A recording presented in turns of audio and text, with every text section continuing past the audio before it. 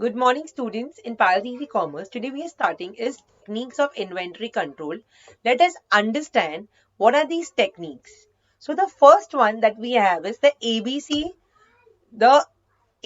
classification. What is the full form of ABC? ये ABC का मतलब क्या है? Always better control. Okay? तो ये किस पे फोकस करता है? It focuses on inventory control of those items which account for bulk of annual usage value. Now, what do I mean by this? Bulk of annual usage values. मतलब जो item सबसे highest value है, बहुत expensive है in that to produce the thing, उसको tight control over the inventory is required. जो items moderate है, तो उसके ऊपर यू रिक्वायर मॉडरेट कंट्रोल. और जो आइटम सबसे लीस्ट है, ऐसे स्क्रूज है, पेच है, जो सबसे कम दाम में मिलते हैं, they are low in value, उसके ऊपर you will have is the least control of the inventory. So once again, what are we doing? Inventory control. तो उसमें what we did, what is the full form of ABC classification? Always better control. तो annual usage कितना है? For example, अगर आपके पास category A जो सबसे highest value के 10% के इन्वेंट्री है, 10%, ओके, ये एक एग्जाम्पल है. तो परसेंट ऑफ एनुअल यूसेज कैसा होगा? 65. Are you understanding? अगर कैटेगरी बी के है, उसके 20% ऑफ इन्वेंट्री है, तो उसका परसेंट कितना होगा? 25. और अगर ये लीस्ट वाले जो परसेंट ऑफ इन्वेंट्री है वो 70 है, तो उसका परसेंट है, मतलब वैल्यू वाइज वो खाली 10% का आएगा. Are you understanding? So 100% of inventory is equal to 100% of annual usage value. तो वो बोल रहे कि जो चीज सबसे मतलब इन्वेंट्री में कम है लेकिन they are very expensive. Are you understanding? So उसका annual value will be more than item number B and item number C. Value wise भले ये यूसेज कम है, लेकिन value will be way more because they are very expensive. Because वो material, वो raw material बहुत कम मिलता है, वो बहुत एक्सपेंसिव है. So always better control. जो आइटम सबसे एक्सपेंसिव है उसके ऊपर टाइट कंट्रोल होना ही चाहिए. That is what they are trying to say. उसके बाद I have is high, medium and low classification. तो आइटम्स जो इसमें ना डिसेंडिंग ऑर्डर ऑफ वैल्यू है. तो what is the high inventory items? Items about ₹5,000, they are high inventory items. Items between 3,000 to 5,000, they are medium inventory items. And items below 3,000 per unit, they are known as low inventory items. So what is it known as? HML classification. High, medium and low.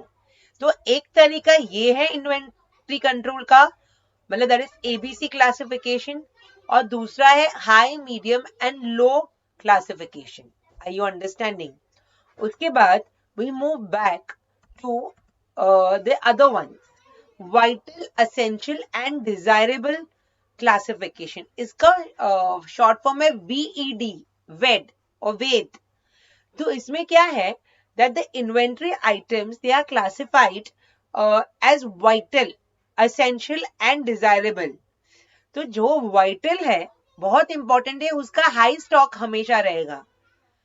जो desirable है, you understand, जो essential है उसका medium stock रहेगा. और जो desirable है उसका कम स्टॉक आप हमेशा लेंगे. So what is it? VED, VED, vital, essential and desirable classification. चौथा तरीके का टेक्निक है ऑफ इन्वेंट्री कंट्रोल, उसको बोलते हैं fast moving, slow moving and non moving classification. Once again, fast moving, slow moving and non moving classification. ये क्या है? सो फास्ट मूविंग मतलब रेगुलर, जो एकदम फटाफट फटाफट बिकता है, प्रोडक्शन भी होता है. स्लो मूविंग, सर्टेन आइटम्स कि ये रोजमर्रा के आइटम नहीं है, दे आर रिक्वायर ओकेजनली, तो उसका प्रोडक्शन भी नॉट एवरी डे या रेगुलर बेस पे रहता है. और दूसरा last one is non moving classification. So they are those items which are rarely required. You know, you will see this, ये इसका है ना, आता है कभी कभार माल आता है. So they are, then you'll tell some medicines are not easily available because there are very few people who demand that, or very few doctors who prescribe it. So then the doctor will give you an alternative. So that will come under non-moving classification. Okay. Like that, there are few commodities जो बहुत कम use में आती है. So they will come under non-moving classification. उसके बाद the fifth one that I have is material requirements planning. Now what do I have in material requirements planning? It is known as MRP.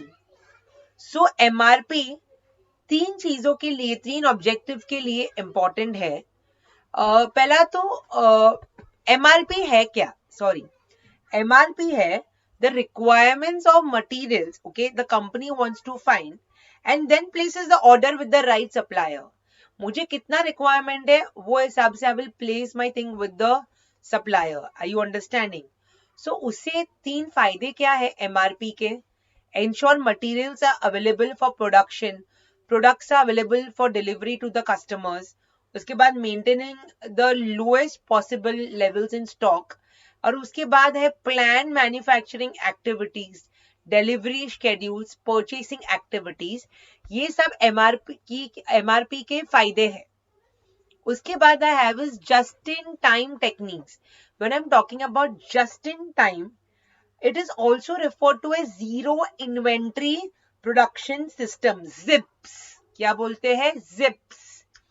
So the firm holds almost no intervention at any stage of production. The exact required amount inventory is purchased or organized as and when required on each stage of production. That is known as just-in-time techniques. So there are limited or no warehousing facilities for inventory and the firm maintains special tie-ups with the suppliers, okay, for this just-in-time. उसके बाद we move on to the seventh one, that is maximum minimum system.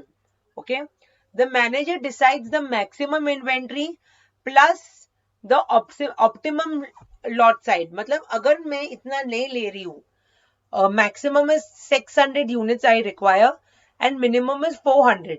So I decide ठीक है मैं अभी 450 या 500 order कर देती हूँ, फिर का फिर देखा जाएगा. So that is known as maximum minimum system. Okay, I'll give you an example of this. That अगर मैं अभी ये वेबसाइट में गई हूँ, मुझे एक बहुत अच्छा आउटफिट लगा, तो what they will do, they will check in their system कि इसमें वो साइज है कि नहीं, and let's take it sold out. फिर आपने बोला can you call up the other website and see, or you go online and check the same and you realize वो online available है. So all over this thing, no, you will be able to see कि इतना production में है, इतना inventory में है with all the website, और ये में नहीं है लेकिन दूसरे में आपको मिल जाएगा. तो that is because of the optimum system के कितना आउटपुट कितना हुआ है और कितना बिका हुआ है. तो सेकेंडली उसका दूसरा फायदा है कि मुझे कितना मेरे स्टॉक में रखना है. सपोज मैं एक पैटर्न का 500 बनाती हूँ ऑल ओवर इंडिया में सप्लाई करने के लिए, तो दे नो कि मैक्सिमम 500 बिक जाएगा या एटलीस्ट 300 बिकेगा, 200 में सेल में भी बिक जाएगा. So that is your maximum minimum system. Okay, output कितना होना चाहिए. The 8th point I have is MAPICS. अभी ये थोड़ा मतलब उसमें थोड़े दिस थिंग है कि MAPICS is the manufacturing accounting and production information control system. It is a software program that was developed by IBM. Are you understanding? In April 2005, Mapix was acquired by Infor. Okay? अभी क्या है? It's a in-class software है that addresses the essential challenges. मतलब एक system है जो सब challenge face करता है by the manufacturer and the distributors in employee resource planning, supply chain management, customer relationship management. एक बिजनेसेस कैसे सेटअप करेंगे from designing, planning, production to sales, delivery, after market services and support. ये पूरा मैपिक्स में आता है. Are you understanding? उसके बाद I have is cardiac system.